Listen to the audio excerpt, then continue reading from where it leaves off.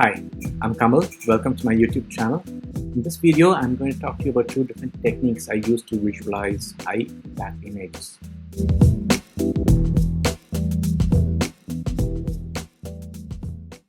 Hi, I'm Kamal Chilaka, a travel and fine art photographer based in Chennai, India. Through this channel, I'm going to be sharing with you insights into my photography process and also talk about the gear I use. Over a series of upcoming videos, I'm going to share with you the entire process right from planning a shoot to printing and exhibiting my work. Stay tuned, subscribe to my channel, and don't forget to hit the bell icon to be notified of upcoming videos. So let's get on with the content for today.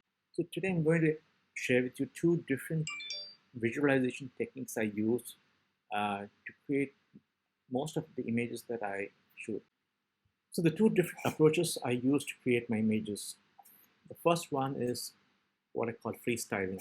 This is the know it when you see it approach. I don't have any preconceived idea of what the image is going to look like. I'm seeking an image. I just have a vague idea of where I'm going to be shooting. For example, maybe I'm going to be shooting at the beach, or I'm going to be shooting at a park, or I'm going to be shooting at a national park, or either I'm going to be shooting in an interesting street if I'm in a new city. Other than that, I don't have any preconceived notions, and I just let the image come to me. And the second approach that I use is the pre-visualization approach. This is a very powerful way to create images. I've already done some homework. I know what I'm striving to get. I know to a large extent what the final image is going to look like. I know what technique I'm going to use. I know what gear I'm going to use, when I'm going to shoot, where I'm going to shoot, where I'm going to be positioned for the shoot. And there's a lot of detail that goes, a lot of planning that goes into it. So let's get a little bit more into the first approach, which is the freestyling approach. So once I reach a particular location, I just get familiar with the light first. I'm observing what is the direction of the light, what is the intensity of light. Is it a bright summer day, or is it a less bright, cooler winter day? Is it foggy? Is it a cloudy day, which basically means the light is very diffused, and that's the quality of the light. And what's the color temperature of the light? Is it warm? Is it cool? I then start looking for interesting subjects which would benefit from the available light. So it could be a tree, it could be a landscape, it could be an intimate landscape like a waterfall. But the important thing is, what is the interplay of the light and the subject? If the interplay is creating an interesting subject, creating an interesting image, then I'm interested in exploring it more, fine tuning and taking it. If there's a hard directional light with say a midday sun and a clear day, I might shoot in black and white due to the high contrast situation that it creates. This hard direction light tends to create. Now let's look at an example of an image that I shot using the first approach, which is the freestyling approach. This image was shot in Finnish Lapland. This is on top of a ski slope of a small hill called Fel Konispa near Sariselka. This is above the Arctic Circle, and it was a bitterly cold day that day. It was minus 29 degrees Celsius, and that's also the name of my recently published coffee table book. Do check that out at my website, kamalchilaka.photography. I'll add in the link below in this video. So let's get on with the topic of discussion. If you can see, I was above, so top of this hill called Fel Konispa uh, at a ski slope. I was there top the hill right from 4 in the afternoon, waking such an interesting light, and I got several opportunities. But let me talk about this one specifically. So you have this frozen, frost-covered ski lift, which is stopped for the day. It was sun had just set, and the ski lift had come to a halt for the day. The light bulb in the operator's cabin was lighting up the ski lift as well as the hut itself. And the sun is set for the day. It was a blue hour almost. So you can see the sky had gone a nice blue with a gradation from right to left, where the last light from the sun was still available. The moon was out. You can see that towards the top of the screen. So you have an interplay of the white light from the bulb lighting up the cabin, as well as the blue of the sky. The overall mood of the image was that of melancholy, if you could say that, or nostalgia, but with promise of fun to come soon when ski lift opens again for the next day. So I shot this with my Canon 5D Mark IV or 5D SR, I don't remember now, but you can see what I'm talking about in this approach. I didn't use a tripod, I shot with handheld, and what makes the image is the light falling on frosted ski lift. If there's no light falling on frosted ski lift, it would have been a kind of dull image and pretty dark overall. We had an interesting subject with the cross-covered cannon and the ski lift, but it's the interplay of two sources of light. One is the light in the sky, the blue light, and the white light in the foreground, which makes the image. A quick reminder for you guys to hit the subscribe button and the bell icon to be notified of my upcoming videos. And also do check out more of my work at kamalchilaka.photography. I'll include a link to my website and my social media channels in the description below. Do check them out if you're interested in seeing more of my work. Let's have a look at the next approach, which is the pre-visualization approach, which is a really powerful approach, and it's used by a lot of photographers, especially those in the commercial field and who are working towards a brief. They work towards a brief that is given to them by the creative director, who has already pre-visualized the images that they require for their advertisements or commercial work. And this technique is also used by fine art photographers who, especially experienced fine art photographers who know their equipment really well, who know what is possible using the equipment they have, with the scene they have in front of them, or the field scene. So now let's talk about the pre-visualizing approach. This is a very powerful technique, as I mentioned earlier. So in this approach, you start with a clear objective. Know what you would like the image to look like even before you start. That means there's a lot of planning involved. You need to do your homework, know where you're going to shoot, what gear you're going to use, what camera, what focal length. Everything needs to be pretty much determined earlier. And what technique are you going to be using? What light you're going to be shooting under. So all these planning methods allows you to create a pre-visualized image. That doesn't mean you don't improvise. Don't get me wrong. You need to improvise. Once you're there at the scene, you have your camera set up on your tripod, you have the scene in front of you, but there might be some minor variations in condition from what you're expecting, so be ready to improvise. Could be minor, could be major, but so be ready to improvise and get the image that you're looking for. And that's one of the important part is working the scene.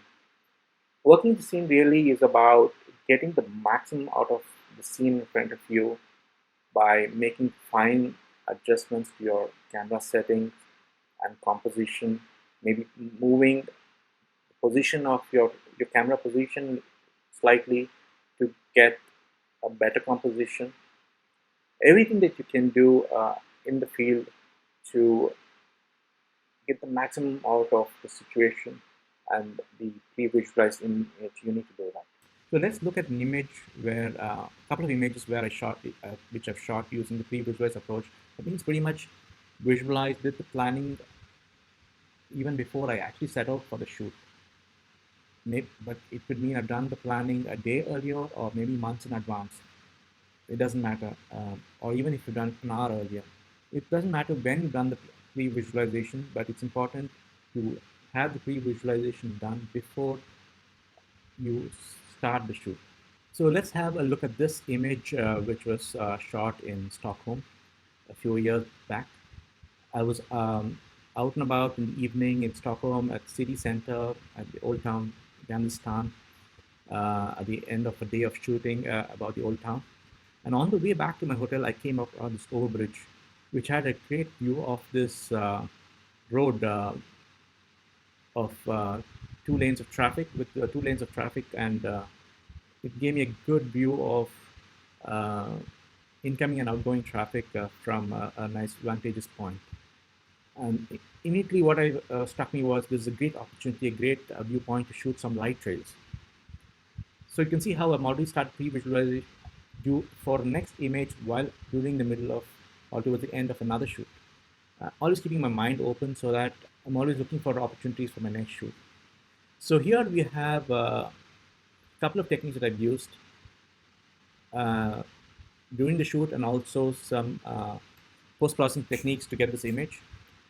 So one I've used, obviously I used, people if you're familiar with long shutter speed exposures, slow shutter speed exposure, whatever you call it. Basically, I had the camera on a tripod, and I think I set a shutter speed of something like maybe a few seconds, maybe 15 or 20 seconds, where I was able to capture the light trails from both incoming and outgoing. So you see the outgoing traffic light trails are on red because I captured the trail from the rear lights, right? And then there's another technique which I used here, which is the starlight pattern from on the street lights.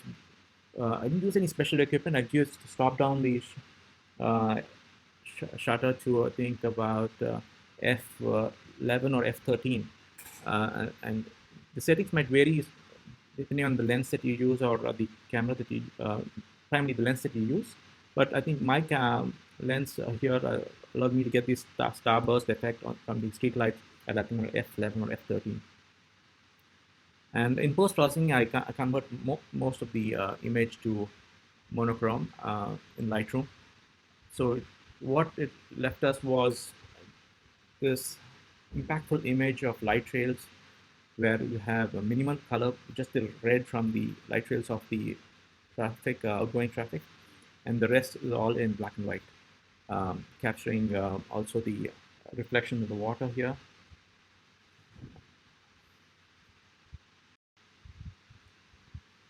So here you can see I've created this image by using the pre-visualization approach, where I knew that I'm going to be capturing light trails. I'm going to be using a smaller aperture to create starburst effect on using on the street lights. And I also decided that I'm going to be converting the image into monochrome post my shoot. So this was all done in my head the previous day when I chanced upon that scene on the way home from another shoot. So this is an example of the pre-visualizing technique because I believe it allows you to create more impactful images, more detailed images, more well thought out images. And typically the images that I tend to exhibit during my shows predominantly tend to be the pre-visualized images as compared to the free images that I've created using the freestyling approach.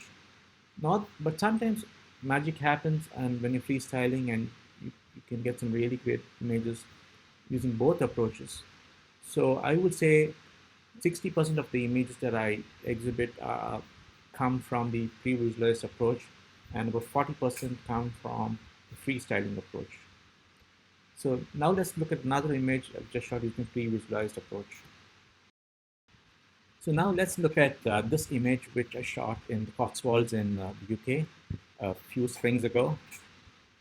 So this image was pre-visualized even before I set off from India to the UK. I'd done my homework, I'd done some research online. I looked at previous images of this tower, which is the Broadway Tower in the Cotswolds. I did some research using some of the apps available like PhotoPills and the PE, which is Photographers Epiphotos, which allows you to determine the angle of the sun, what direction the sun is going to rise from and set from at a particular location. I'll put the links for the apps below in this video as well, so you can check out these photo planning tools if you don't have them already. So if you see I'd already determined that I'm going to shoot an image of the Broadway Tower in the foreground with the sunset in the background. And I reached the location well in advance by around 6 o'clock in the evening, even though I knew the sunset is going to happen around 9 in the evening because it's spring or early summer in UK. The sunset's pretty late. And I walked around scouting for a perfect location to place my tripod and to shoot from. And I think I shot this image using the 35mm lens. So as I mentioned earlier, this image was a pre-visualized image. Of course, I got lucky with a spectacular sunset, but the image that I had already pre-visualized was of the Broadway Tower with the setting sun in the background. But the bonus was I got a spectacular sunset that day, and this is one of my all-time favorite images, which I exhibited and sold successfully. So there you have it, folks. My two different approaches to visualizing and creating images. One was the freestyling approach, no pre-visualization, and the second is the pre-visualized approach, which requires more planning and thought, but both can give you very satisfying results, and hope you put these two into action to create your own images. And let me know in the comments below what visualization methods you use to create your images, because I would like to learn from you as well. And hope you can have a nice conversation going in the comment section. So there you have it, folks, my two visualizing techniques for creating high impact images. Hope you enjoyed the video, and we'll see you during the next video. Don't forget to subscribe and hit the bell icon to be notified of future videos, and check out my Instagram account, which I mentioned here as well, and in the links below. And also check out my website, www.kamalchilaka.photography. Thank you for watching. Have a great day.